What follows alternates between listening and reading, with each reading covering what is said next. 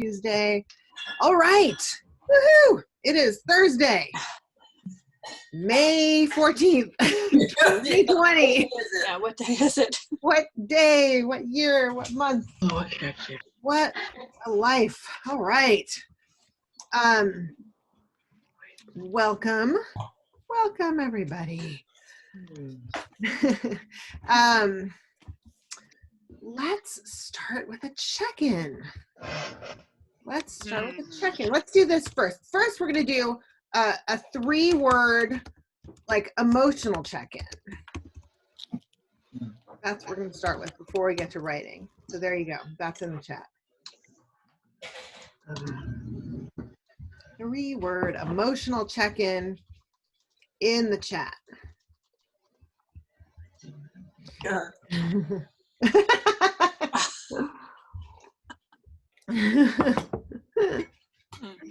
Oops, mine was 4 words. Sorry. You can edit it.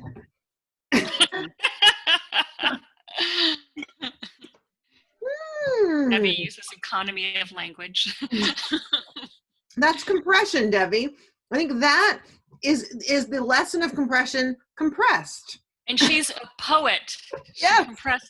It's like you can tweet out the entire lesson of compression. Ooh, we have Italian. I feel like Felicia's is like na na na na na na na. Yeah, right? Yeah, I felt like a song.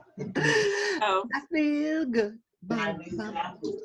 It's dancing time. Yeah, I would. So good. All right. Wait, I'm like doing 8th grade graduation, people. That is what this morning is about. Wait, does that mean your kids are high schoolers now? Well, so Leo actually accelerated by his own doing. He accelerated a grade. So when he was in 5th, and we have a really little school, so he just started doing 6th grade during 5th grade, and so he's now graduating 8th grade. Charlie will be in 8th grade next year. So yeah, Leo's going to a high school, or whatever. He's going to be doing high school in some way. You know what is the high school small too, or is that a different school? It's like 350. It's like a magnet. It's called Tech High. It's a magnet school, about 20 minutes away from us. So hopefully, because they're a tech high school, they'll be good at that if we're virtual. Oh, right. Yeah. They have a friend who's going there now who's enjoying it, but he's also kind of a lovely, easygoing kid. So I don't know.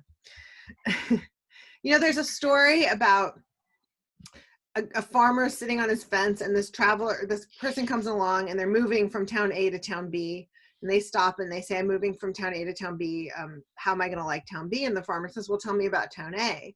And he says, oh, it was fantastic. Like, the people were wonderful. It was beautiful. I loved it. I loved town A. And the farmer says, well, you're going to love town B too, and he's like, fantastic. And he goes off, and then someone comes walking along from town B going towards town A, and the farmer says, and he stops and he says, I'm moving from B to A. Can you tell me about town A? And the farmer says, well, tell me about where you came from. And he says, oh God, it was awful. I just hated the people. I just hated everything about it. It was really terrible. And the farmer says, well, I'm sorry to tell you, but you're gonna find the town A very similar.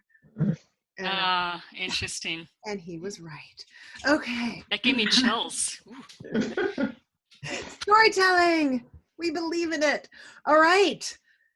Lisa MP says inner critic rising, which, is actually a good sign. It means it is? Yeah.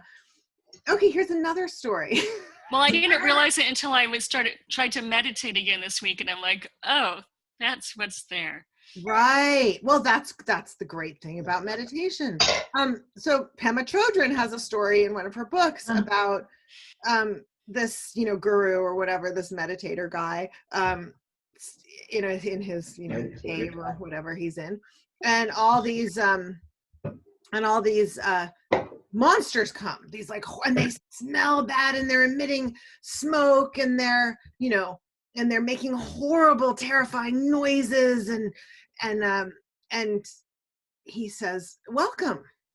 come in, and they like rattle things and make more noises and hiss and growl. And he says, would you like tea? And they continue their tirade, and he says, would you like lemon or cream? And finally they say, are you not frightened of us? Like, do we not scare you? And he says, oh no, whenever I see you, I know I'm on the path, right? I know I'm on the path. So your inner critic, you can keep your inner critic away by just not writing. Then some other critic will come up, but you can keep your inner critic away by not writing. Your inner critic is like, great, we're not taking any risks, we're not creating, I'm happy. But when your inner critic comes up, it's because you're doing something that scares your inner critic, and your goal should be scaring your inner critic to death, ideally. So That's yay, very inner critic interesting. rising. Thank you. All right. All right, Debbie, I am with you. WTF. And her compression allowed her a key punctuation. So it's actually a 4-item, but also 4-character representation of really like the whole world right now. It's like, what advice do people have? What predictions about the future? What do we make of current policy? Really, Debbie, you've done it. If you're finding yourself like trolling the news late at night, just put Debbie's sign up, and then I can go back to sleep. I know everything that they have to tell me right there. That's it. But Cindy CI is maintaining an even keel. So rock on. Yeah, right? That's good. Why get unkeeled? Well, it's just barely, but yeah. But for me, it's okay. It's a great ab workout to like maintain an even keel at this moment, right? It takes everything you've learned, but you're doing it. Good. And Felicia, you feel good. You have to unmute yourself. Yeah. All right. Yeah. Because we need I share a feel little good. more about that. Yeah, I would. Why? I had 2 Zoom meetings with friends, and so that was really cool that we hadn't talked in a long time. And then somebody's in Georgia, 2 people here, so that was really fun. And I had a great. I wrote a piece that was, I don't know, it's hard. I had never written the piece that I wrote yesterday in the alternate week for Wednesdays. And it was something I was ashamed about. But when I read it, one person laughed. And so it was perfect. Because in fact, then it made me think, yeah, you know what, that is freaking funny, isn't it? It's not shameful, it's hilarious. Yeah. I'm really waiting. I want to share my goals because today I wanted to edit my story. So I got up early, and so I've been working on the structure of the story, and that's 2 times in a row, and I want to. It's not like I need to, I should, I must. It's like I want to. So I haven't had that feeling in like a few years. So thank you. That's fantastic. And everyone. Yeah, getting up early, I mean, it may not work for everybody, but I will say for me, my inner critic loves to sleep in. So my inner critic will definitely wake up and go, don't do it. Just don't do it. It's not worth it. But if I keep going, my inner critic will roll over and go back to sleep. Much like my teenager. And yeah, so mornings are fantastic for me and for many of us. We're just rolling. Okay. Catherine Marshall Smith, tentative, confident, curious. Yeah, they're conflicting, I realize. But. Conflicting. Tentative, right? Because tentative and confident do seem conflicting. Yeah. And curious is kind of, yeah. What I was trying to get at was, I think I got this, and I'm willing to try. That's what I was trying to say. Yeah, I love that. That tentative confidence is actually like a pithy summation and curious. Like that's what writers have to be, and it's super confusing because how can you be both tentative and confident? And yet, would our politicians only be both tentative and confident, right? I Oh mean, my it's God. exactly the right frame of mind to approach the unknown. Yeah. Yay, I love it. Okay. All right, si tira avanti. Okay. How was that? Good. Sorry, it was just the first thing that came to my mind. It was 3 words, but it's how I feel. Si tira avanti means that you are just kind of pulling yourself along, just Mhm. pulling yourself forward, Mhm. Yeah, like by So your that's- bootstraps. Well, no, like, like a rope, you've kind of just dragging yourself along. Yeah, Yeah. that's great. That's great. Again, arm strength. Think of the arm strength. Yeah. Okay. This is a whole workout here. We've got arms, abs. We're just getting very strong. Brains, don't forget that. Well, yes, once we prove it. The Mother Teresa said, I know God will only give me as much as I can handle, but sometimes I wish he didn't trust me so much. So, Yeah. yeah. Are you still under shelter in place orders? Well, they've lifted a little bit, or they've lifted slowly, and it seems like a lot now but on Monday, lots of things are going to open. So that'll be interesting. Yeah. Yeah. Oh. Keep us posted. Although we're doing it too, just, yeah. But I mean, you have to wear masks everywhere, and Yeah. Yeah. No, we're there for sure. All right. We'll just get a beautiful mask that you love. Yeah. I'm waiting for the Dolce Gabbana mask to come out. So There you go. We should have like a little mask fashion show, right? yeah. All right. I think Ivanka is going to make a line of. Oh God. Oh God, help us. Is that a conflict of interest? Does that matter? No, clearly not. In fact, that could be the brand name, right? Conflict of interest. Conflict of interest. That's a good idea. All right, Sorry. let's That's great. see. Up and down, this is more exercise, right? Like right. this is our full workout. Yeah, I'm so up and down. I couldn't figure out what state I was in. But I would like to. I would, if only I spoke Italian. I'd like to change my state to the Sitira Avanti. Okay. Yeah, I like that one. So I'm gonna start pulling. Start pulling. Good. But if you think of like push-ups, I mean, up and down is its own challenge for sure, right? Oops, sorry. Fire today, Elizabeth, with like turning all of this energy into positive. Yeah. Bring the gold in it all. We put like the kids, and Angie and I got in the car, and like we haven't done that this whole time. We haven't got all 4 of us in the car, and we like drove around. We were totally distancing, but we were like going to the kids, and some of them we've known since they were 5, and it's very cool. Anyway, all right, Cindy. I like the use of hyphens. Scattered, anxious, happy to be here. I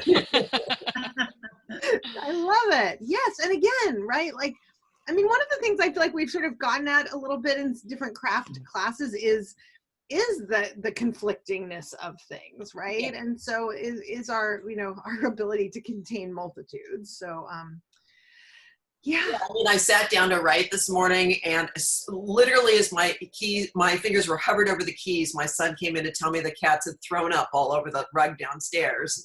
No, you're not allowed to do that. Such jerks. Right? Like that is not shelter in place like etiquette. Well, they're eating the roses that my husband gave me for Mother's Day, and then they, throw them up all over the place. I know there's some message in there. Like, smell the roses, not eat the roses. Throw up the roses. Or not throw them up either. Yeah. Don't vomit the roses. That's my quote for the day. Don't vomit the roses. Don't vomit it's living life twice, Okay, here's my best eating story. Eating something inappropriate. This is oh God, Where the Wild Things Are. Murray Sendak. Somebody wrote a kid, like a fan letter, like a kid wrote a fan letter and saying, I loved your work or whatever. Thank you. A little kid, like a toddler. And so he drew a picture Maurice Sendak drew a picture, an original Maurice Sendak picture, and sent it back to this little 3-year-old or whatever. And the mom wrote back to Maurice Sendak and said, he got your drawing, he loved it, he ate it. Oh my God. So maybe it was your cats expressing, toddler-like appreciation for those recipes. So good I could eat them. Who's on the phone? No, Hi, it's it's me. It's Bree. Yeah, I couldn't get in, and I don't know how to mute myself. I don't know how to do anything on the phone. But my computer isn't working for some reason, so Okay. I don't know what it is. So I let me just ask, thought are you on a I've been cell listening. phone or a cell phone or a landline? I'm on a cell phone, on my iPhone. So two things. One is you can mute yourself just the way you would mute a phone call. Okay. Like, but you're not making a lot of noise, so it's not a problem. But But yeah. And I think you can also get on the video via your cell phone. Remember, Dara was doing this. Dara's alone with child right now, so not with child, like pregnant. That would be easier. But so she's gonna try to come by, but isn't here yet. So, but anyway, yeah, you're good, and then you can try again. Maybe in a little while it'll work. It might just be I hope so. But I'm super glad you're here. And what we're doing, and I'll circle back to you all, is we're doing a 3-word emotional check-in.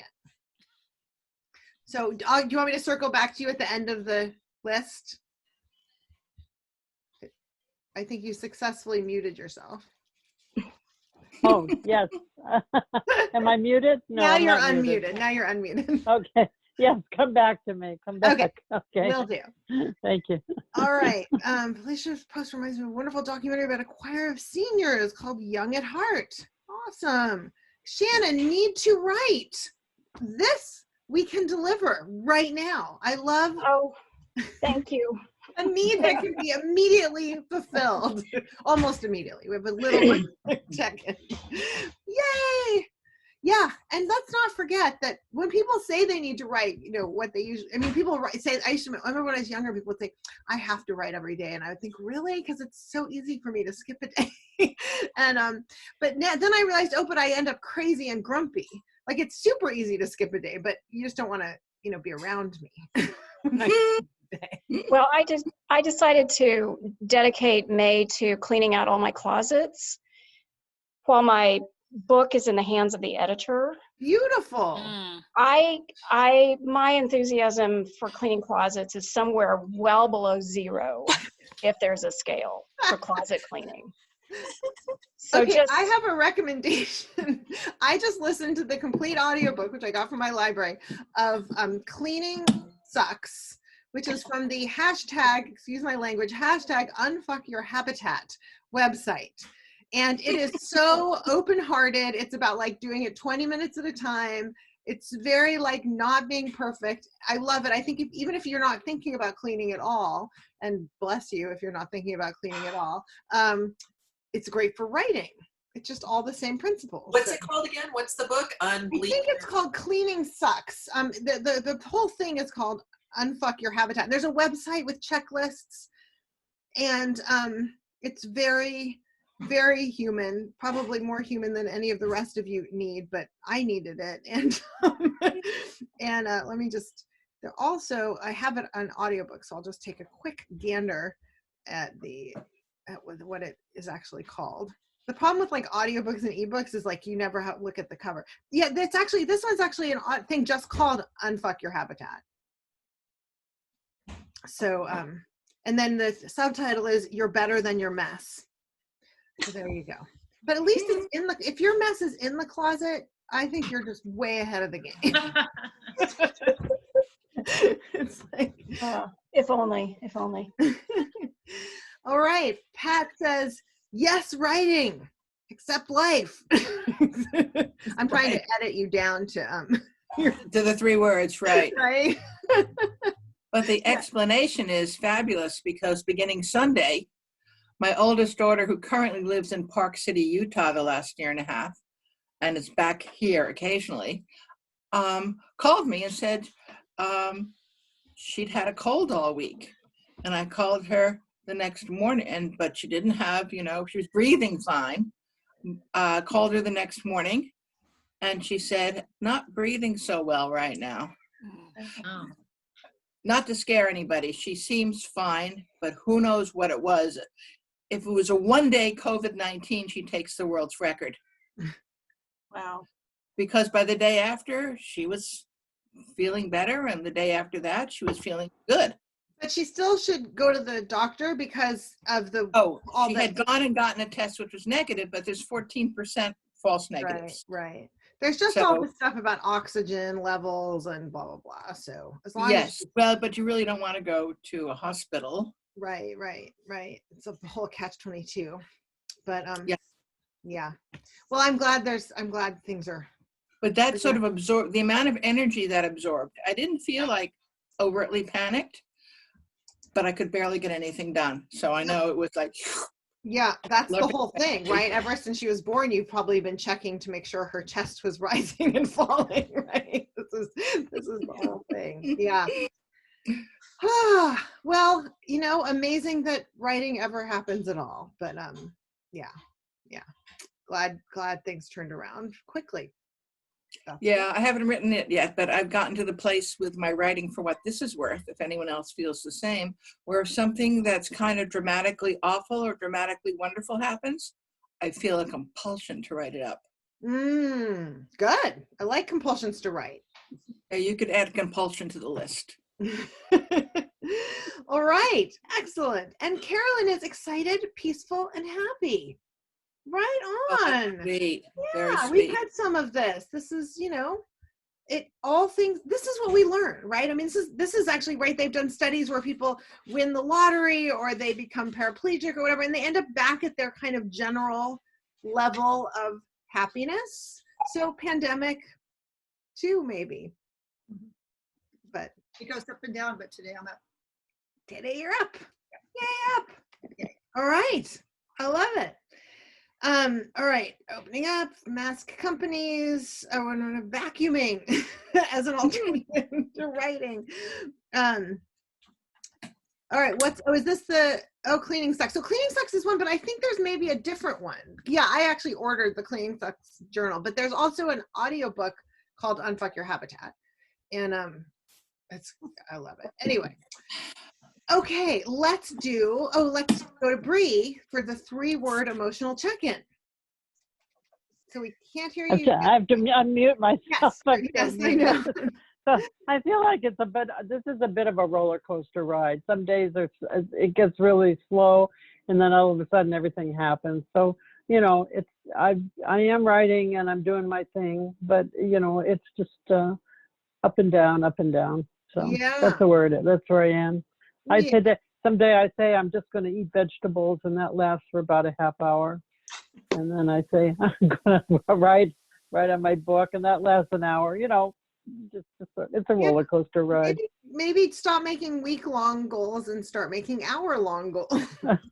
I think that sounds doable. Yeah, that's great. Good. Well, I'm glad you're here, and if you want, if you want help trying to get on more visually, I do think there's like an app you can download on your phone, but it might be more distracting than it's worth. So yeah, let me know. I can hear you, and I can watch you later on YouTube, so that would be fine. It'd be great. All right, so let's do a quick put your goals in the chat. And this is what your goal was this last week, and really what we're doing now is just celebrating anything that happened. And the other thing we're doing is noticing what kind of goal, what elements of our goals, support us, so that we can make sure that we're setting that kind of goal.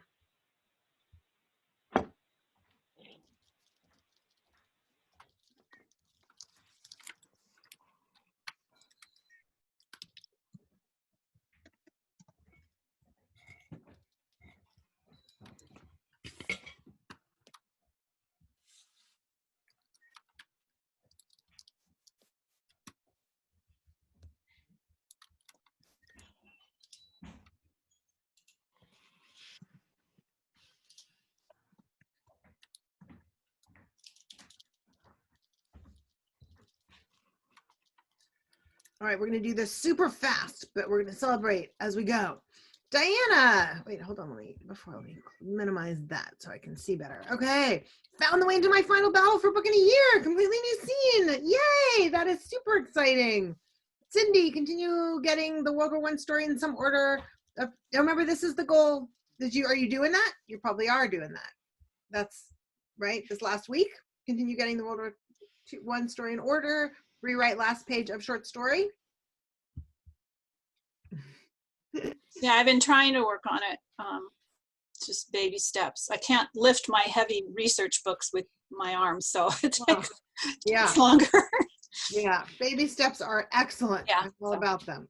All right, Shannon cleaned her office and her office closet. 30 minutes to go till completion. Awesome. Thought about writing Red Writers and Lovers. I loved that. Did you love that? I did. And great. I also love Normal People. Are you loving Normal People? I am. There we go. Yeah, awesome. All right, Cindy, I think my goal is to write at least 5 times per week. I did a lot of research, but also started working on a profile of my main character in Scrivener. Great. Have you heard back from your agent? No. I did email her just to get an idea of when I might hear from her, and she wrote back and just said, she's behind due to life, and it was going to be another 3 weeks before she even got to my story, which was fine. I just wanted good to know. Isn't it much better to know? Yeah. Exactly. Yeah. So yay. Good. That's great. My agent has an assistant, and I just love it because I can just ask the assistant. Yeah, exactly. Well, at least I know. In my mind, she hated the book and was ready to fire me. So now that is not necessarily the case. No, we do our absolute best fiction waiting, right? It's like she was so horrified she couldn't even come up with words. She's just going to try to pretend I don't exist. Yeah, it's good. It's great. That's very normal, but really is not happening because, of course, they are not afraid to say, this doesn't work. Yeah. And that might even be they love it. And they're like, here's the 5 things that don't work. Yeah. Yeah, New York and all that. Okay. Well, good. You're doing your thing. That's awesome. Pat's is to me privately, but it says push forward on booking a year, write most days. Yes. Lisa, I did write every day. Yay. And gonna keep going with that. Yeah, that's a great goal. And then Lisa MP researched agents and is ready to write 8 query letters and get 4 out, but maybe even 8. And the memoir's been dragging, so you just sharpen up my through line to get moving again. Good. That sounds like good support. Carolyn, my daily goal is to show up with my support group and do something on either of my memoirs, and I did. Yay! And overall to gently find a final battle scene, and I did, and uploaded it. Fantastic. Devi also finished book in a year. Skeletal in some places, anorexic but alive in others. It's done. Yay, we're done. Woo! Catherine also posted final battle and sketched 3 scenes that show a friendship growing between her 2 characters. And this has to be done via text because one character is isolated on a mountain. That's going to be so hard for you to imagine. Yeah, shelter in place is all in place for me, actually. It's just research, right? It's research. Exactly. Excellent. Yay. All right. And Felicia is actively working on structure. Awesome. Read through 23 pages of work from craft class. Great. I was pleased that I felt a few passages were damn good. More than a few, but yeah. Usable as written. I have a loose structure idea, beginning, middle, and end. Begin with happy ending. Nice. Write the internet story as if I were telling it to a very good friend. I love it. Thank you. When does the next session of book in a year start? it'll start in the fall, but we'll get it out there. I'm doing two things. One is I sent out the craft survey, and thank you to everybody who has done it. And if you haven't, do it today. That would be great. It's very short. I am going to be doing craft summer school, and then I'm also going to be doing my book revision class, which some of you have taken, which is where we read a whole manuscript together as a group, each person in the group. And I do two, like it's a group of 10 people, but we split into 5. So you read 4 other people's manuscripts through the year, and those 4 other people plus me read yours. And I know Shannon did it. It's, anyway, it's a great support. And Debbie, and yeah, and you get coaching every month, and rewriting and writing and courses. Anyway, I'll be sending out all the information about that. So that's all coming up. Plus I said summer school craft, and then book in a year will be fall. So yay. All right. All that will be heading your way. But if you didn't do the survey, please do. That would be awesome. And I'm also not raising my prices, even though I wanted to, because the world crashed down and under us. So there we go. Because I haven't taught the revision class for 3 years. So I was like, oh, but yeah. Okay. Let's write. It's time. Oh, wait, Bree. How is your writing? Oh, here, I'm muting my, am I muted? We can hear you. We can hear you. Okay. I think my writing is about the same as dealing with this muting and not muting. It's kind of can't find it. But yeah, I am writing, and I'm up to chapter 12 on my rewrite. So I didn't know you had a book revision class. That sounds wonderful. Yes. That sounds like a wonderful thing. So yeah, I'd be very interested in that. Fabulous. So I'm going to send everybody, all my current students, the info about that before I send it out to the newsletter, so that hopefully will go out like this week. We're trying to get the the form up and stuff on the website. So yeah, but that'll be great. Yay, good. All right. Well, good. Power on, and now let's write. And fun class today. Fun is good. We all need a little fun. And that is metaphor and simile, and kind of some other figurative language kind of creeps into this. This was a student request from somebody in my Tuesday class, and you'll be happy to know, Carolyn, and this, I talked about this on Tuesday, but you had written to me about this too, that there are a lot of mixed metaphors out there when you start looking, and not just mixed, but not mixed so much, but layered, multiple metaphors. So I guess the key is to figure out if it works in your passage, and if it works, you get to do it. That's the hard, fast rule of writing. But I did notice like that, I guess when people get into metaphor mode, they don't want to stop at one. So you do want to be careful about, like, if you can, like if you have a metaphor and you can like bring the verb into alignment with it, or, there can be a real power in lining up your metaphor. But it seems the other thing people like to do is layer their metaphors. So it's sort of something I discovered in exploring this class. So what I did was I grouped these. So we're going to do a writing round on character through metaphor and simile, and then one on place and one on concepts. And then for the alternate week, looking at exchanges, like back and forth exchanges, and emotion conveyed through metaphor. So that was just sort of how I ended up grouping them. Yeah, so let's just dive in, and we'll sort of learn a lot. Did I miss anybody's things? Are we working on actively working? Yep. Okay, I didn't.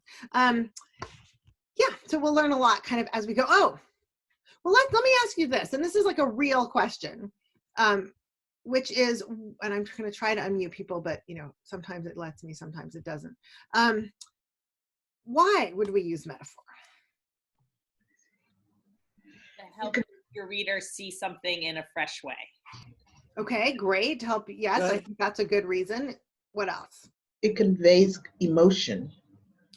like all the ways that like vivid visual sensate detail conveys emotion. We talk a lot about that with setting and stuff. Of course, a metaphor can concretize something, and in the same way is going to bring meaning and emotion. Yeah, for sure.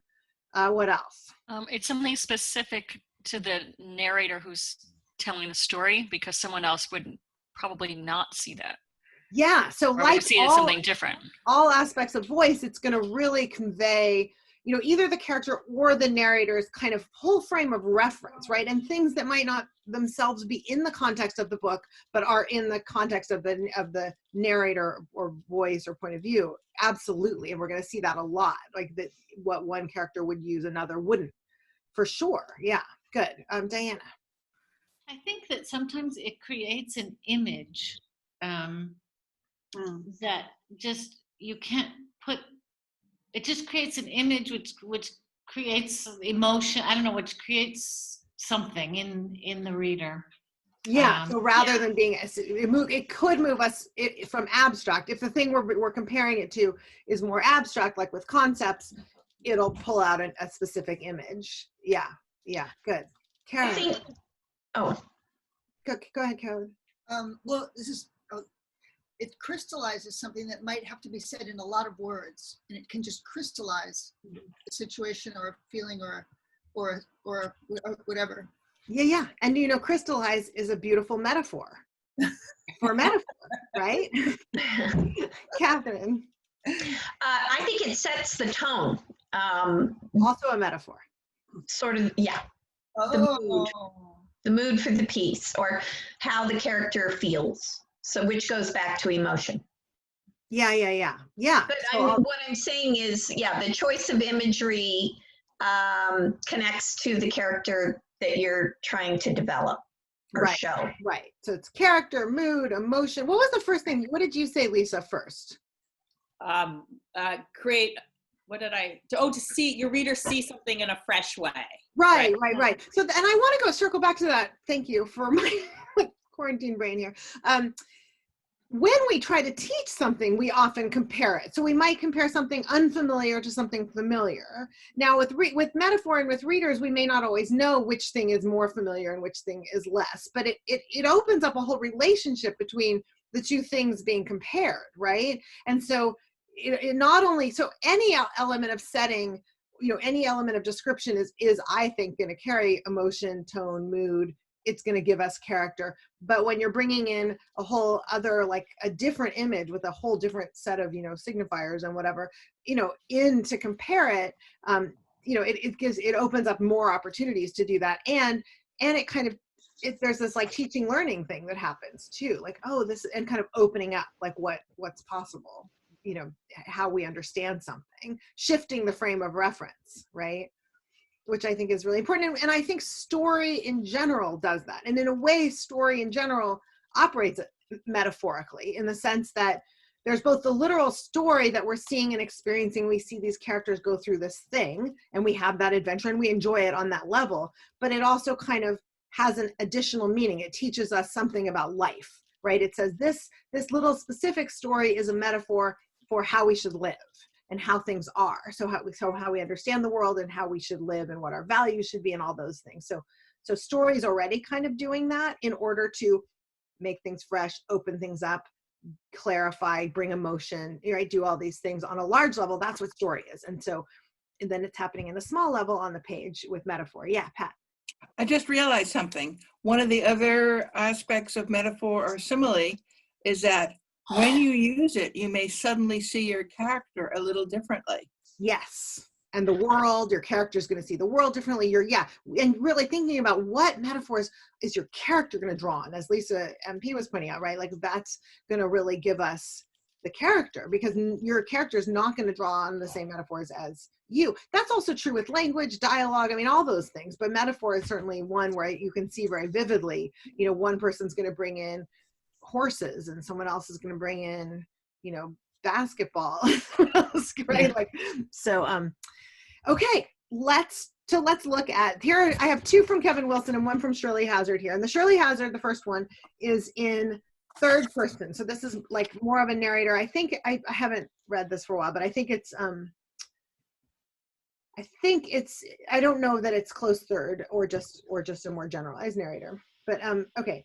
A lone elderly man in a pale suit, cast adrift in an armchair, had clearly never belonged to anything other than civil life. Frail, gaunt, small, he looked civility. A crumpled linen man, a crumbled cast of a man. So there are actually many metaphors in here. And you have to unmute yourself because I muted everyone again. But what are the metaphors here? Anyone? You can also put it in the there's an ocean metaphor, cast adrift in an armchair, right? What a fabulous image. And so it's through the verb there, right? The verb cast adrift gives us a metaphor of a boat or a raft or something and adrift, right? I mean, it's very, very wonderful, specific image. And doesn't it kind of, in the same way that like Maurice Sendak's, right, Where the Wild Things Are, like with the whole ceiling suddenly opening up to everyone knows what I'm talking about, right? Yeah. Like, if not, go read that book right now. Yeah, so it just like opens everything. Good. What else? What else is a metaphor here? Linen man. A crumpled linen man. So that's an adjective as a metaphor, right? But so he's a crumpled linen man. And I don't think that it literally means he's wearing crumpled linen, not that he couldn't be, but that he himself sort of is crumpled linen, right? And what else? What else? The crumbled cast. A crumbled cast of a man. And they're clearly not literal. I mean, we're not thinking, oh, here's a man in a crumpled linen suit with a cast falling off his arm. No, right? He himself is a crumpled linen man, a crumbled cast of a man, cast adrift in an armchair, right? I mean, it's just such a fabulous image of this person. And again, even though we don't have a specific character giving us these metaphors, we have a certain time and place, and those metaphors fit with it, right? Like ships, oceans, linen, this kind of cast, like those don't take us outside of a particular time period, right? If you wouldn't expect, Shirley Hazard, I mean, she only wrote this 10 years ago or something, but she wouldn't import, a computer metaphor into this historic world. So, okay. Next, we move to Kevin Wilson. I had pegged Carl as a cop, but now I reconsidered. He seemed like one of those faceless suits in sunglasses who tracks down E.T. He was the bad guy in an 80s movie.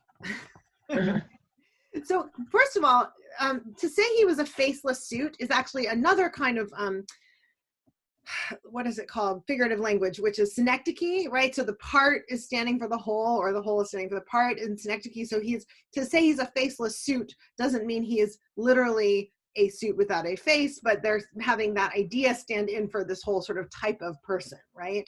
A faceless suit in sunglasses. Are you saying it's not a metaphor, or? Well, it is metaphoric, but there's another, like if you want to teach English, there's another term called synecdoche, that is when you have the whole, so you say like all hands on deck. Well, they don't just mean hands, right? Hands stands for crew or whatever. So that's just another figurative language. So, and then he was the bad guy in an 80s movie, right? So so these are roles, and you'll see this in the next one too, which is, this is a different part of the book.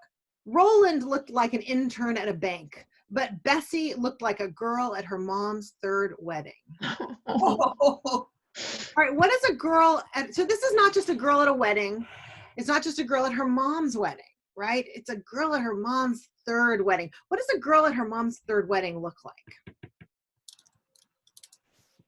Tired and frustrated. Like what? Disgusted maybe, or bored, resigned. Or embarrassed. Yeah. I mean, right? So it gives a very specific image, and it is not certainly one of like fresh joy. So with the Kevin Wilson ones, the last two, we sort of see roles given these people. This person is like this person, or this kind of person, right? So that's one thing to play around with. And then with the with the Shirley Hazard, we see like verbs and adjectives that wouldn't literally describe the person, but that contain sort of the essence of the person. And this is one of those classes, you get to do whatever you want. That's the number one rule here, but as long as you're writing. But this is one of those classes where it might be really great to just do several short ones, to just try, or to try all these techniques, you know, and kind of lard in, if you will, the metaphors, and then, you know, you can pull them back if you decide you want to use a passage, and you feel you need to pull them back, you may not. But anyway, so playing around with verbs, adjectives, and roles for using metaphors to describe characters. And let's do 8 minutes and just dive in.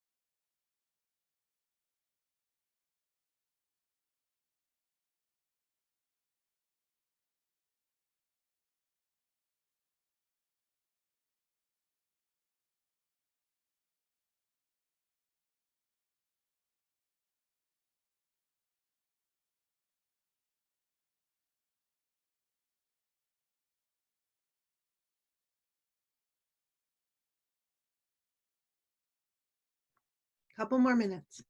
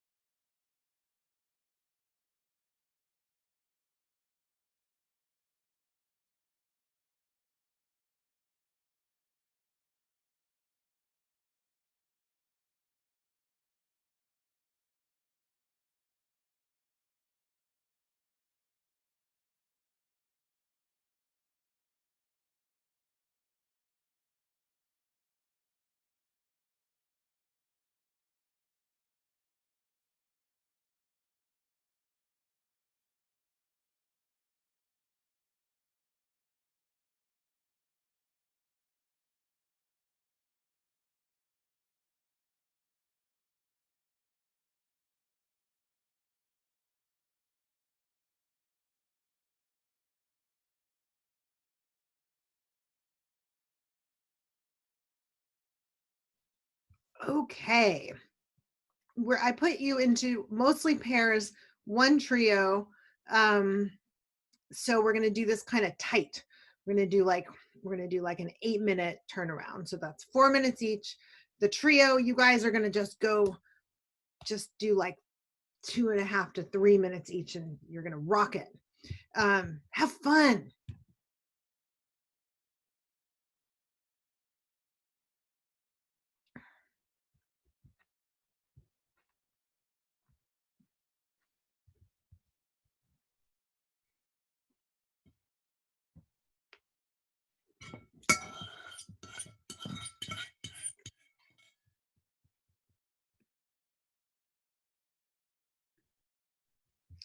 Welcome back. We made it back. I know. And did you click to come back? Yes. Yeah, we did. That's the secret. All right. Wow, that was fun. Yay. What did we learn about metaphor? In brief. Metaphor's fun. It's fun. Yeah, metaphor it's fun. But you were right. They are there in the air. If you just kind of focus on it and say, what is this like? What is this like? They're there. That's awesome. I think we think in association, we think in storytelling, and so. Yeah. Just a matter of pushing ourselves to imagine. Yes. Yeah.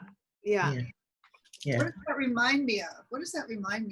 Yeah, exactly. And when we're trying to teach something, we're trying to explain it, and often we do that or translate something to somebody, across cultures, across languages, across generations, whatever. It's like, well, it's like this. Or in arguments, you know what it feels like? It's like you're stepping on my toe and you don't notice, and then you keep saying, "Why are you saying ow?" Like, that's an elaborate metaphor. Yeah. Well, can I just say, sorry. No, go ahead. I was just going to say, I think metaphor also, it crosses genres, like, and forms, like poetry is just so rich with metaphor, but also with science. I mean, I have brothers he's a professor or scientist, and his use of metaphors makes really complicated things accessible. So it's kind of similar to using it in fiction. It's like something that you can't quite express in prose directly. comes across better. Anyway. Yeah, Yes. absolutely. Well said.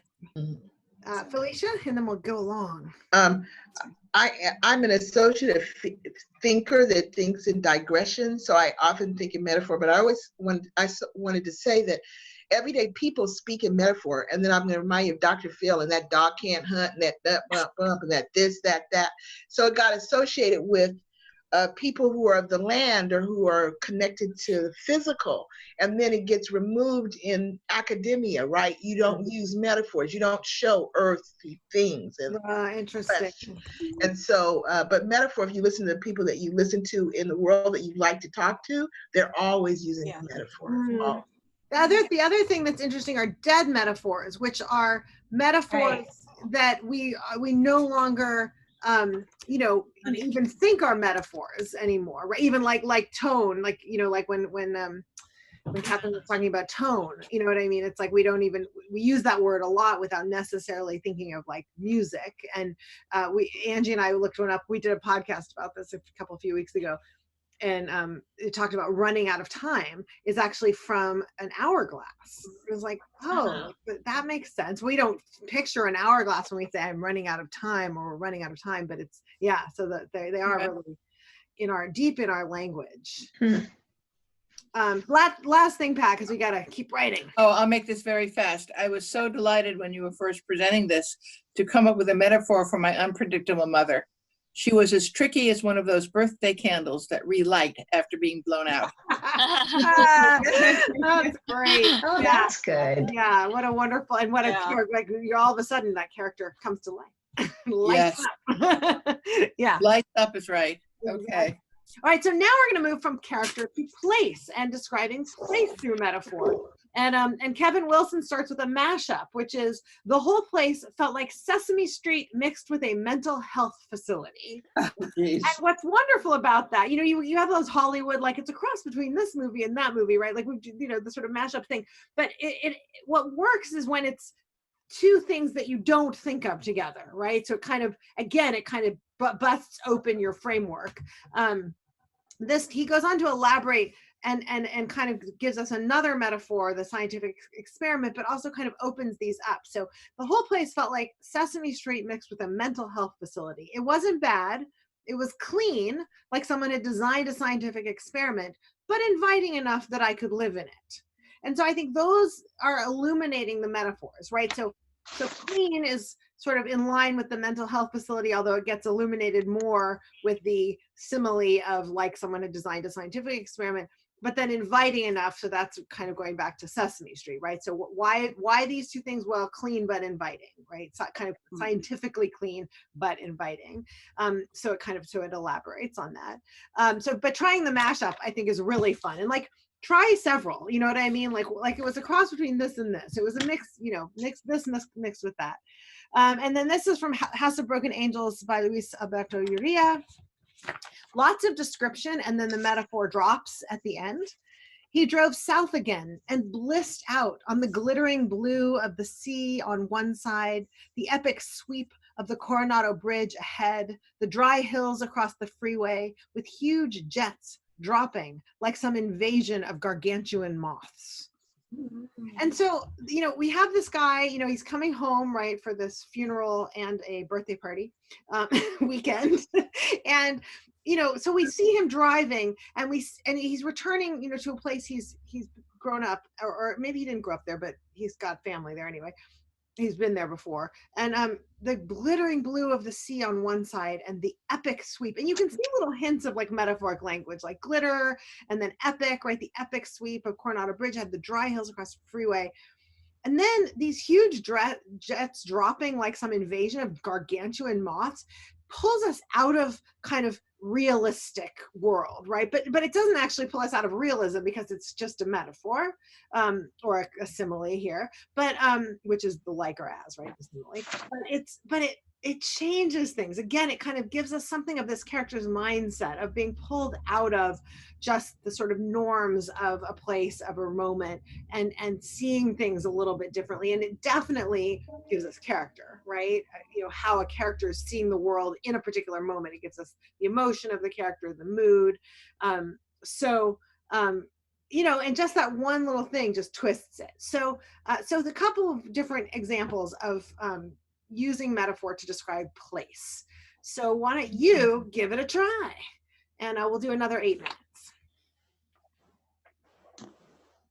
And remember to, you know, feel free to like do different ones, do several, try it in different ways.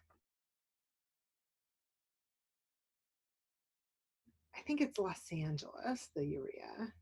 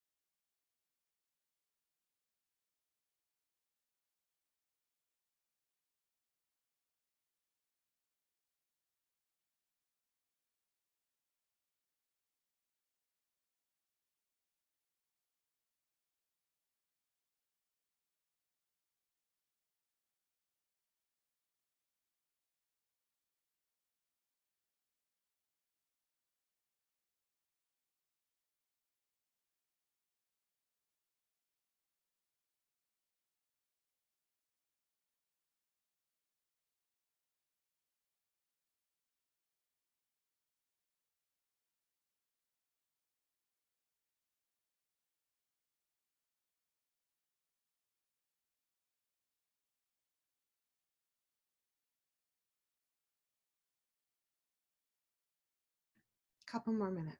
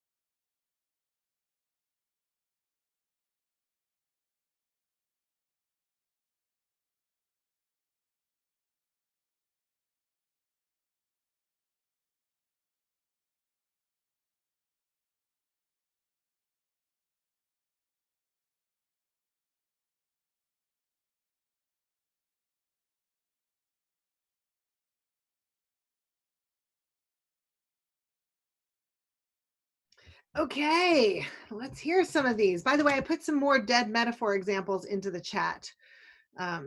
So there they are, and a website. But let's hear some of yours. All right, Lisa MP, can you unmute you, please? Yeah, it won't let me unmute you. Can you, oh, you have to unmute, oh, there you Yeah, okay. Okay. My bedroom with Grandma Ann slotted into the other bed instead of my sister Debbie was a grass green surprise. The carpet, the walls, the quilts with their white backgrounds and green leaves. It was the kind of room I would have loved if it hadn't been my sister's room in disguise, like some sinister giant grasshopper coming in as one of the 10 plagues. The kind I first saw in Monster Movie Matinee that terrified me for nights afterward, hiding under my quilt of leaves. Grasshoppers eat leaves. But with Grandma Ann instead of Debbie, the green walls and carpet lost their sinister quality and became what they were intended to be, something fresh and pretty, a gift from our parents to me and my sister to help ease us into a less than ideal living situation as forced roommates. Seeing this made me love my mom more. It made me remember that I had loved that color when I first saw it, even if the sight of my bed moved down the hall had made me cry. Even if the sudden realization that day that our furniture had started out as the same set split between 2 rooms seemed a betrayal of what would happen years later, a portent.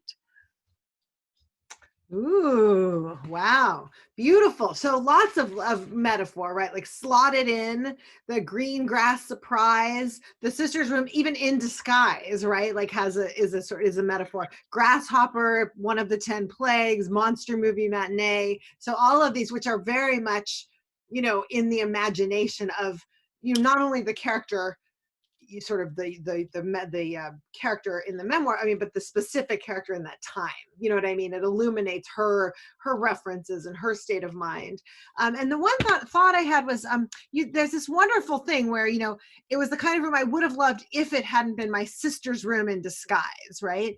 And then we get to, but with Grandma Ann instead of Debbie, the green walls lost their sinister quality. And I thought there's just some way to slightly tweak that to kind of open out that moment of transformation, that is, that's a turn in the scene. I mean, it's there, but I think you can push it to the surface more, because and let it be a little more of a surprise, because we've already set up, like, I would have loved it except for this. And then it's like, but over time, it kind of morphs, right? So that's like do you see what I mean? That's like a different emotional build. So I like that a lot. And I would just say, let it open out a little bit more. Okay, thanks. Yeah, beautiful. All right, who's next? Cool. All right, Carolyn. And let me unmute you. Like a miracle. You're unmuted. Okay, thank you. Puerto Vallarta was like Disneyland mixed with the movie Coco. Walking along the beach, I felt happy and safe, while the colorful shops and booths filled with people rapidly speaking Spanish gave it an exotic and exciting air. That's one. I did two. The other one is walking along the Berkeley Marina in the winter felt like a combination of the bridge scene in The Graduate and the winter walk in Nanook of the North. The bay view was spectacular if you could stand the bitter wind. Nice. So, okay, great. So you can definitely see how these things introduce kind of a whole vivid emotion. I would say like Disneyland and the movie Coco might be too close together, but you could work with that. You could be like, it was a mix, but of what? Like Disneyland and the movies, you know what I mean? It's sort of like sugar on top of your ice cream sundae or whatever, right? So you could actually play with that, the excessiveness of it if you wanted to tweak it. Although I think you're also getting the sort of exotic and excitingness might not be either Disneyland or even quite Coco. You know what I mean? Yeah. So, I mean, Coco might be itself a mixture of Disneyland and, Mexico or whatever. Right? So, right. So yeah. So, but great. I mean, you're playing with stuff. It's in there now. You can go in and sort of tweak it. And then, so, and then I know The Graduate. I don't really know Nanook of the North in the same way. You give us Winter Walk, and then you kind of illuminate, which was helpful, right? Like the bay view, but the bitter wind.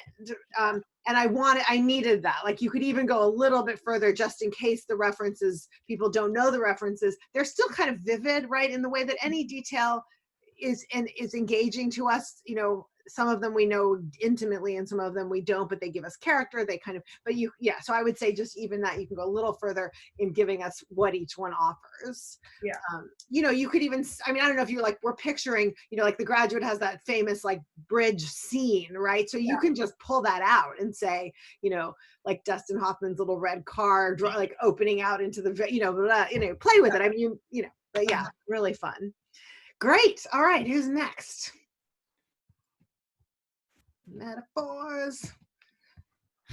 Don't be shy. Don't hide in your small square. I can go.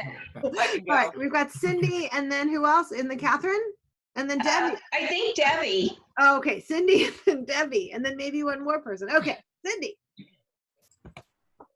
Oh, Cindy. Am I unmute? Yeah. Yeah. New buildings were popping up all over campus, like glittering jewels dropped to earth by some benevolent god. They housed the business school and centers for entrepreneurship or bioengineering. The quad, where the humanities departments were still housed, looked as out of place with its sandstone walls and red tile roofs as a pueblo in the middle of downtown Manhattan. The classrooms inside always smelled faintly dusty. Stepping inside one of them was like taking a time machine to 1982. I missed the very first word or some phrase of the section. Of what you just read before. New buildings were popping up all over campus like glittering jewels dropped to earth by some benevolent god. Okay, great. That's good. So we've got the glittering jewels dropped to earth. We've got out of place as the simile as a pueblo in downtown Manhattan, and then dusty, like a time machine to 1982. And I love the specificity of that. So those are all really great. The one thing I would maybe play around with is popping up, because I was first thinking, well, glittering jewels, like how do they pop I up? know. Then you give us a much better one. They're dropped to earth. So you could sort of say, you could say something like new buildings were dropping, everywhere like glittering jewels, from the hand of a god or something. I don't know. So you can play around with it, but yeah. It's great. Yeah, wonderful. Okay, Debbie. Okay. This is from my novel in progress. You arrive at the building, notice the address on Van Cleek Street. You notice the strange silence as if you're watching a movie with the volume muted. Your movements like a slow motion dance as you slide on the tile in front of the elevator. The doorman is not at his post. The lobby is completely empty, as if there were no more people alive in the world. Great. So there are three that I heard, right? The watching a movie with the volume muted, which is great. It kind of immediately gives us this like atmosphere. And then the slow motion dance. And I loved how that moved into sliding on the tile, right? Because the sliding on the tile was literal, but we're already in the metaphor. So it kind of gives it a little more flair. And then no more people, right, on Earth. So yeah, and that kind of goes with the rest of it, the slow motion and the volume off, and the so it kind of builds. Yeah, nice, great. Thanks. Was there someone else? I can go if there's. Yay. Okay, I took the Coronado Bridge idea. Okay, the Coronado Bridge rose above the bay and glinted like broken glass on black pavement. He drew in his breath as he ascended in his car, the Ark, and willed his eyes to stay glued to the bumper of the car in front of him. The view beckoned to him like an evil imp to just take a glimpse of the horizon. He knew it would take him right over the edge, so he tightened his grip as though he were dangling from the steering wheel. It's overwritten, but that's what?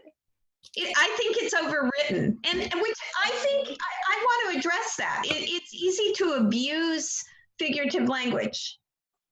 It is easy to abuse figurative language, although I think not, if you've gone through an MFA or are in other ways, have other voices in your head, it's harder to abuse it. And I think we need to abuse it a little bit in order to find our way. It's sort of like the Ellen's do it 3 times or whatever, right? So it's like right, because you might not like as if you're like, I love the dangling from the steering wheel, right? Like that's really original and vivid, and I don't think you would have gotten there if you were like restraining yourself and trying to make sure you were writing with a kind of literary precision that really can only be achieved in editing. So I think playing around with them is great, and you may well back off of them, and also, but you also, even when you back off, you may feel like, oh, now I understand the emotion behind that moment, and I'm going to bring it out in another way, or like broken glass on pavement. So what were you comparing to broken glass on pavement? Remind me.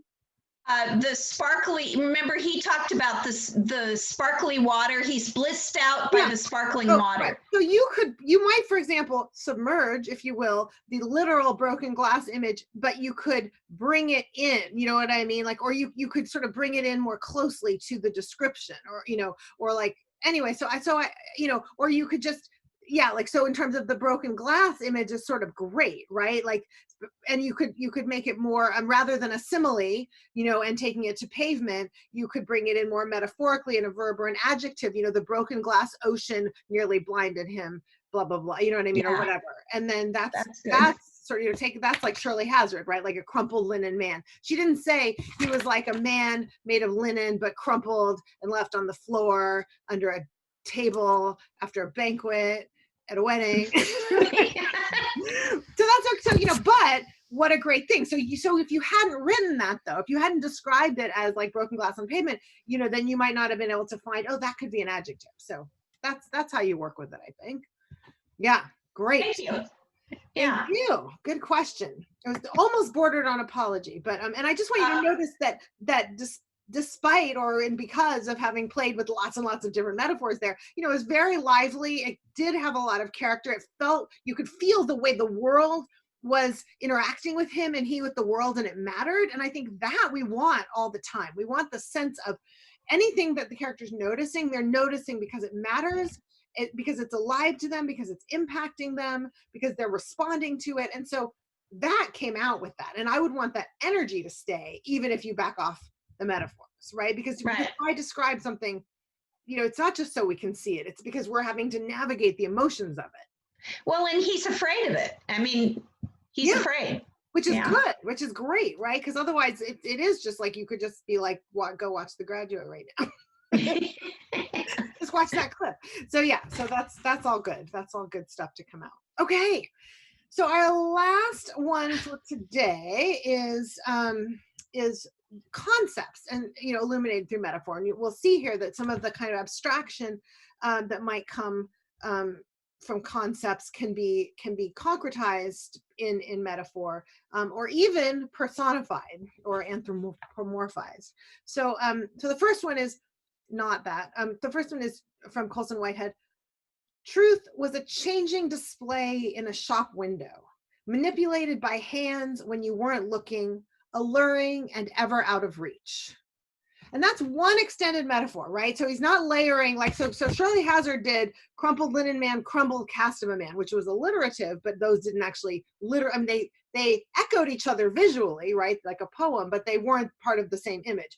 This is all part of the image of a shop window, right? So a changing display, that's not, truth is not one solid thing. It's a changing display. What is a changing display in a shop window? Well, it's manipulated by hands, but when you weren't looking. And it's alluring, but it's out of reach, right? So he really extends that to get at a whole set of what truth is for these characters in this moment, right? In slavery, for runaways specifically. And so that's wonderful. And then in this one, Girl, Woman, Other, unfortunately, one or two of her, and she writes this in verse, and even it's a novel, but so this is her lack of punctuation. Anyway, unfortunately, one or two of her earlier conquests have been harassing her on social media of late, where the past is just waiting to smack you in the face. Okay, and that's the anthropomorphization, right? So the past has become a character, and that character is waiting to smack you in the face. And that is so vivid, right? That's so much more vivid than kind of trying to abstractly explain the ways that, and anything I say, the ways we're haunted by our past, that's a metaphor, right? The ways that our past dogs us, the way that it hangs on us, our baggage, like all these things are metaphors, almost, but this is a really wonderful one. This, it gives it a certain viciousness and a certain intent and a certain sense of, the past sort of lurking around, waiting, right, to smack you in the face. So really fun things to play with. So take a concept that's important to your story, and whether it's the truth or past or the past conquests or whatever, and see if you can attach it to something that is vivid and specific, and illuminates. And if you extra credit, if you want to play with how far can I extend this? How much is truth like a display in a window, or like a person lurking around waiting to smack you in the face, right? As how much is the past like that? So you can, if you take it a little further, you might find multiple illuminations. So let's do another 8 minutes. It's just an 8-minute day.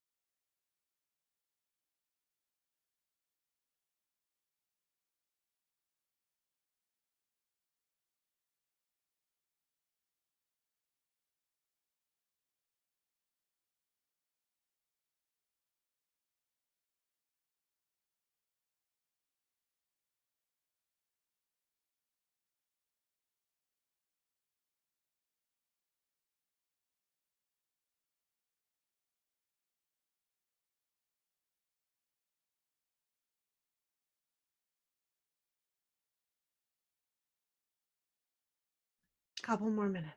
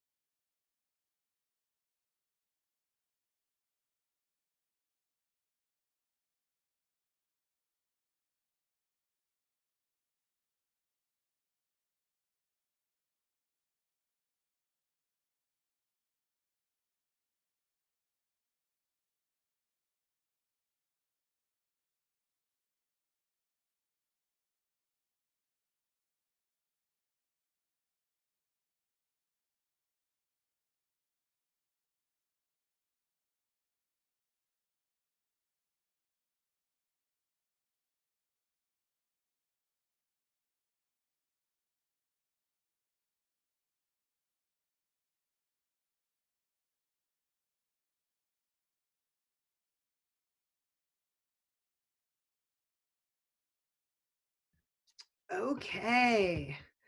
Let's start with Diana because it's like midnight there. Will you unmute? I'm really tired tonight. Understandably. I have about like 6 more hours in me and I'll be like falling asleep with my kids watching a show. Okay. I'm not going to apologize. Good.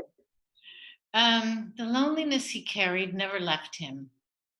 It hid in his tentative smile. Sometimes it sat in the empty plastic chair next to him. He thought he was the only one that could see his invisible companion, but the others knew not to sit in the plastic chair, so they just nodded, tipping their invisible hats as they walked past.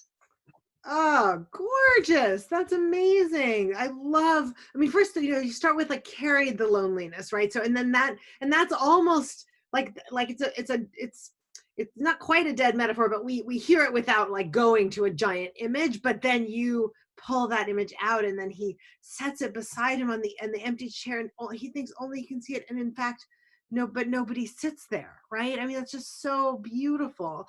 And then their invisible hats, right? That they're, anyway. So yeah, aren't you glad you didn't apologize? It's gorgeous.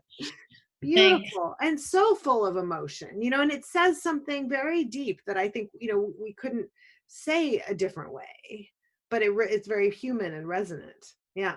Wonderful. Okay. I'm glad I stayed awake. Thank you. Me too.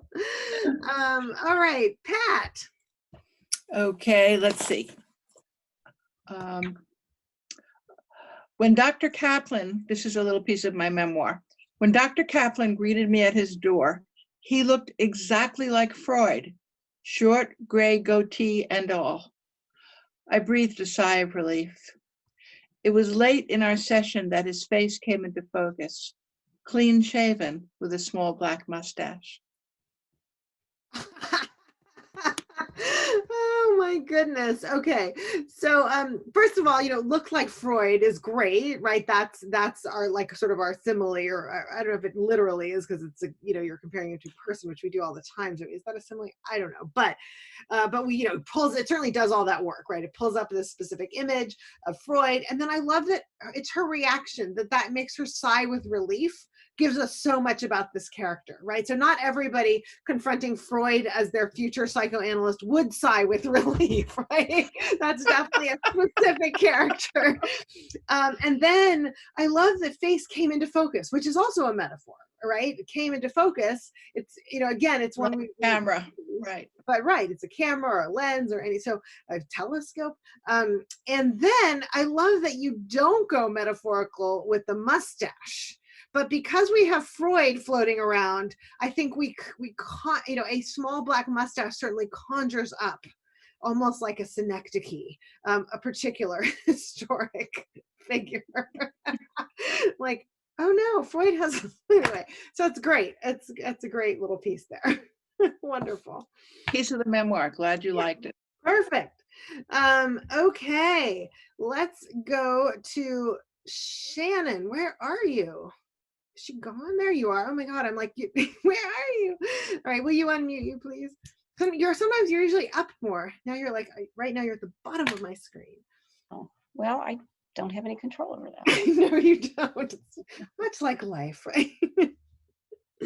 So this is actually what I wrote to the second prompt. After the disco, he took her to the all-night deli, seeming as proud of it as if the very idea of 24-hour food had been his.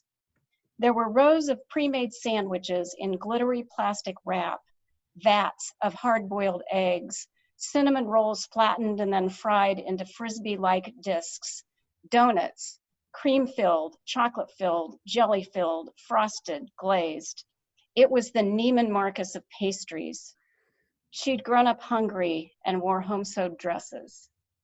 It's a beautiful description, and I think it reminds us, but even setting aside the metaphors for a moment, the homespun dresses, the descriptions of the donuts, I mean, everything, and even like as if 24-hour food, the invention of 24-hour food had been his, right? Which I mean has that as if, but it's not quite a simile, but it's just such a great illumination of character. And then the homespun, just dropping in that detail of her past about the dresses.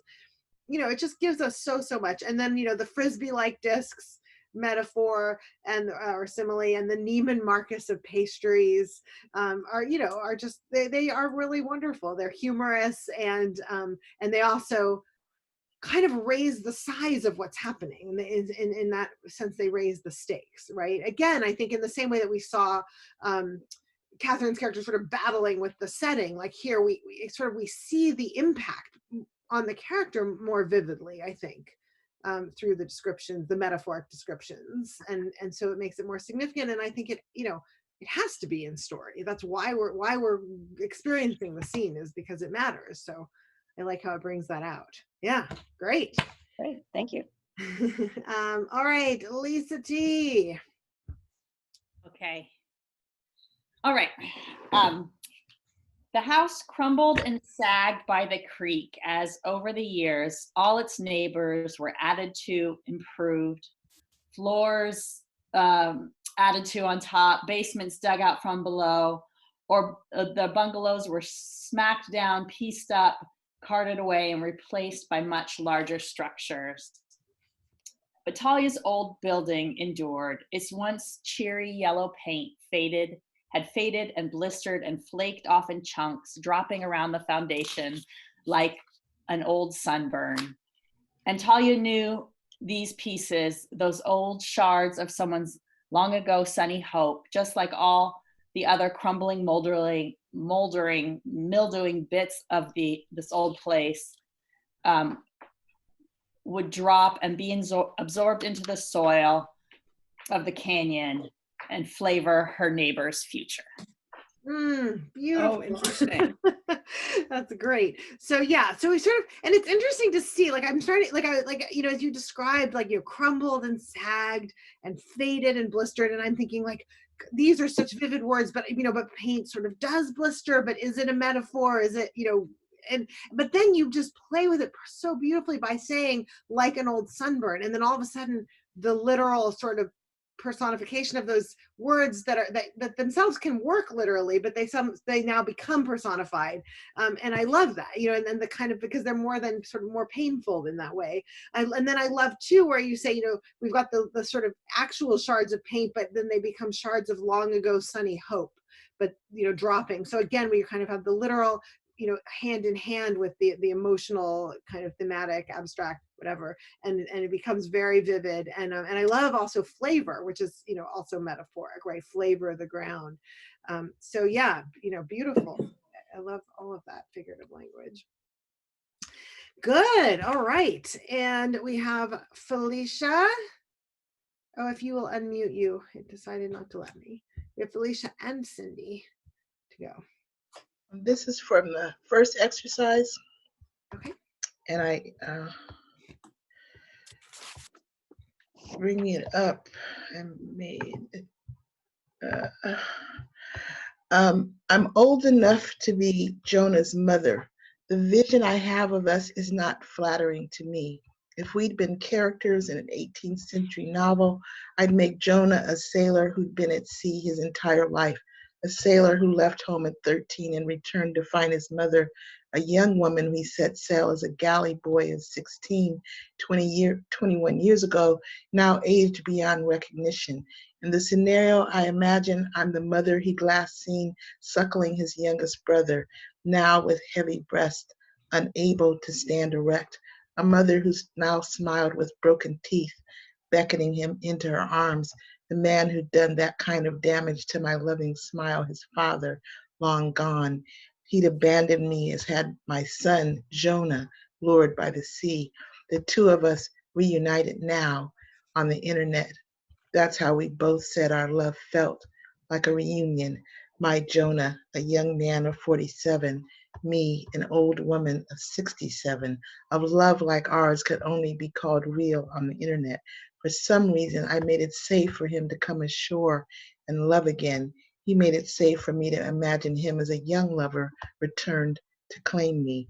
Sometimes the bride, sometimes the wife he'd abandoned, broken though I am, changed by time as I am, and yet he said he loved me. The two of us clung to one another like life rafts. Oh my God. Beautiful, beautiful.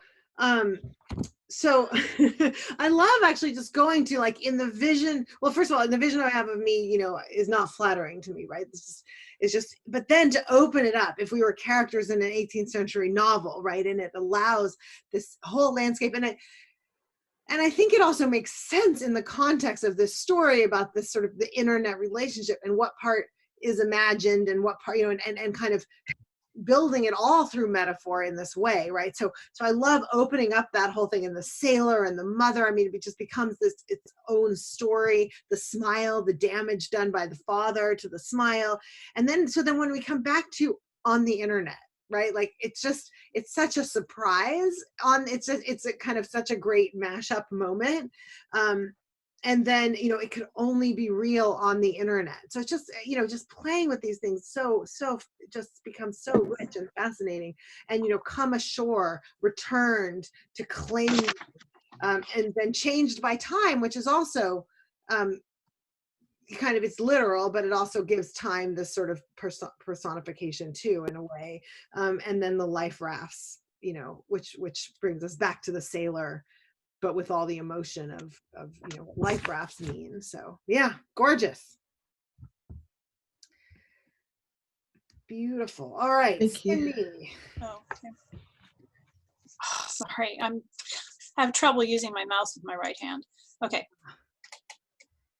I guess this is the second one. After the first Austrian onslaught, the fragile trees of the Asiago plain stood bare, their green raiment brutally stripped off and discarded in charred heaps here and there. Amid the ever-present rocks, dust swirled everywhere.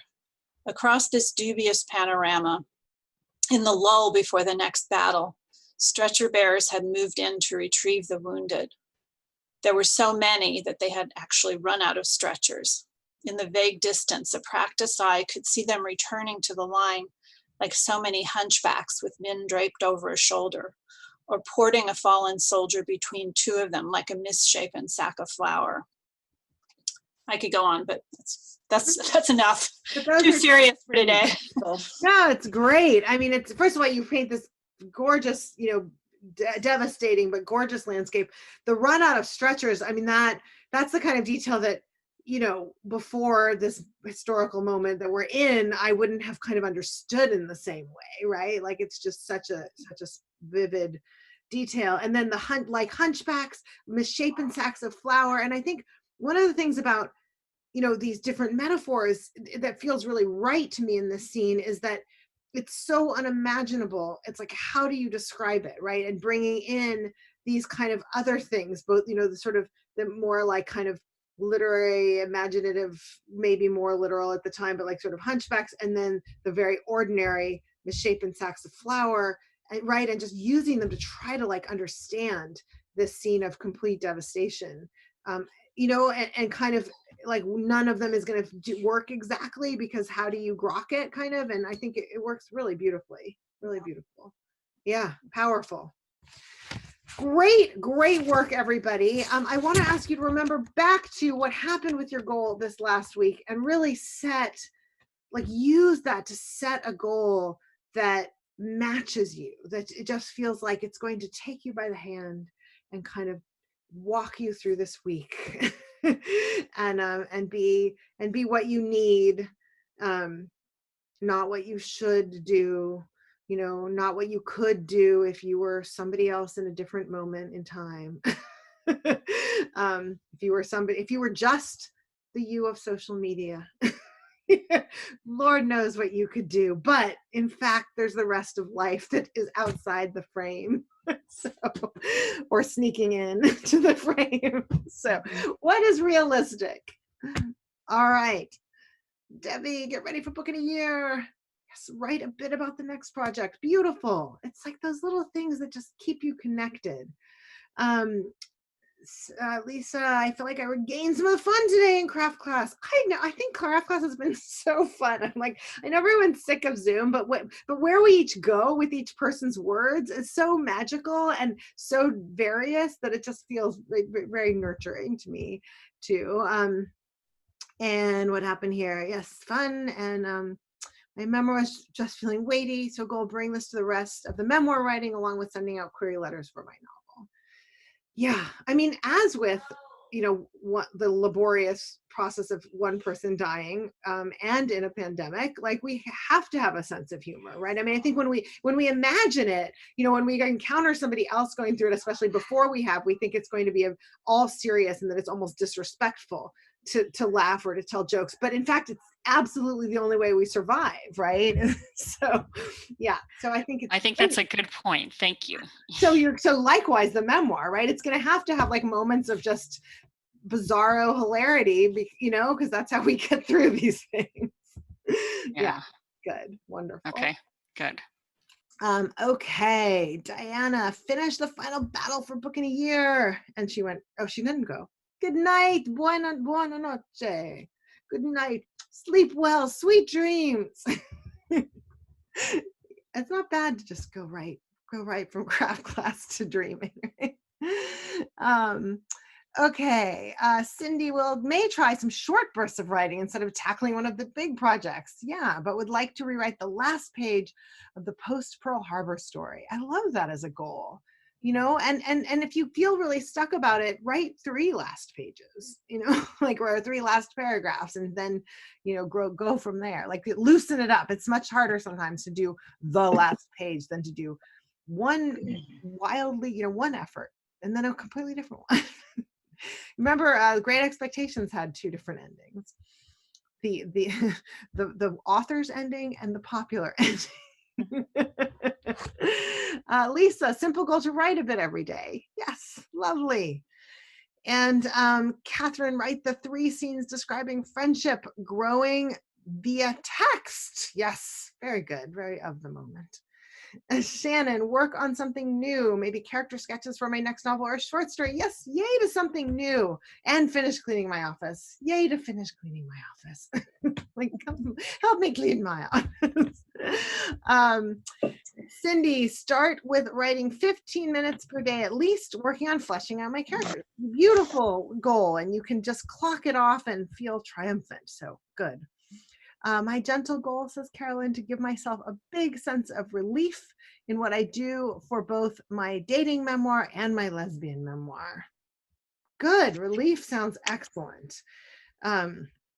All right, Felicia, keep on doing what's working. I feel good. I want to edit. Begin with a happy ending. Craft class exercise gave me an opening. Yay. Awesome. Lisa, Pat's goal, Lisa tells us, is to write daily. She just sent it to me, but I'm sure she meant for you all to know. But I'm flattered. Oh, it was like private. So it was got sent. Yeah. How that accident flattered to happened. be your chosen listener, Pat. Yes. Well, that all sounds wonderful. So you guys are doing wonderfully, terrifically. Power on, and do the craft survey if you would, and more to come. Like we're gonna have a good summer. We'll do some, God willing, like our time will open up a little. We'll do some free stuff. We'll do some community stuff, and yeah, we'll open out even if we don't go out into the open. Okay. God. Thank you for the metaphors and Simile. Thank you. They're Really wonderful, fun. aren't they? All right. Thank you. That was a Save lot the of chat. fun. Save the chat. Thank you. All right. Great work, Bye. everybody. Bye. Bye. You see. Thank you. Bye, people.